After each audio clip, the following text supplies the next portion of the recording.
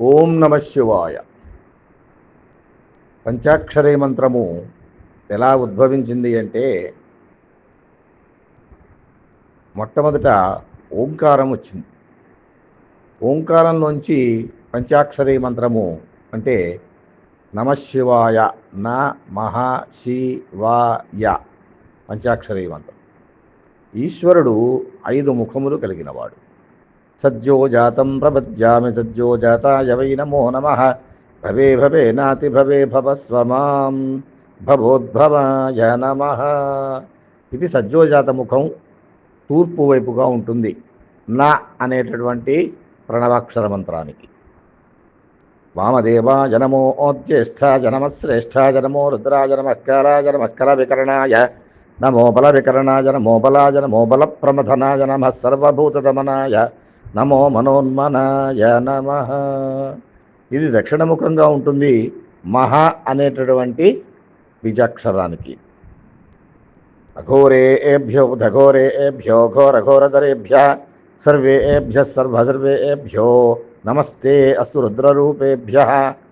వామదేవ ముఖం అని చెప్పి దక్షిణముఖానికి పేరు, అఘోర ముఖము అని చెప్పి పశ్చిమ ముఖానికి పేరు. షి అనేటటువంటి బీజాక్షర మంత్రం, బీజాక్షరం. తత్పురుషాయ విద్మహే మహాదేవాయ ధీమహి తన్నో రుద్రః ప్రచోదయాత్. ఉత్తరం వైపున ఉంటుంది ఈ ముఖము, తత్పురుష ముఖము అని పేరు. స్వా అనేటటువంటి బీజాక్షరానికి. ఈశాన సర్వ విద్యానాం ఈశ్వర సర్వభూతానాం బ్రహ్మాధిపతిర్బ్రహ్మణోధిపతిర్బ్రహ్మ శివో మే అస్తు సదా శివోం.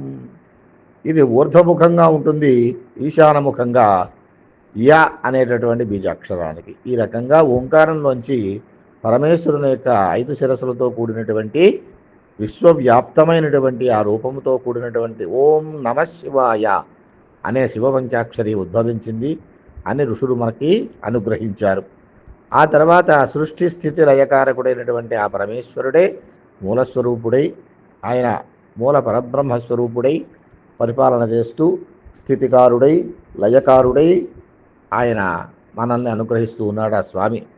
ఆ తర్వాత ప్రణవ ఈ మంత్రాక్షము కూడా ప్రళయకాలంలో మళ్ళా ఈ ప్రపంచమంతా కూడా ప్రళయంలో లీనమైపోతే, ఈ పంచాక్షరులు కూడా ఓంకారంలో లీనమైపోతే, ఈ ఓంకారం కూడా స్వామివారిలో లీనమైపోతే అంతా మళ్ళా నిర్గుణ పరబ్రహ్మస్వరూపముగా ఆయన ఒక్కరే శివుడనండి, విష్ణువనండి, పరబ్రహ్మమనండి, మర్యాకు మీద పడుకుని శిశువు వలె తేలియాడేటటువంటి బాలకృష్ణుడనండి, ఇవన్నీ కూడా అమ్మవారనండి, ఇవన్నీ ఒకటే స్వరూపము. ఈ ఒక్క స్వరూపంతో ఉండేటటువంటి ఆ స్వామి లేదా ఆ మాతృమూర్తి మనందరికీ అనేక రూపాలుగా అనేక నామధేయాలతోటి కనిపిస్తూ మనల్ని అనుగ్రహిస్తూ ఉన్నారు. స్వస్తి.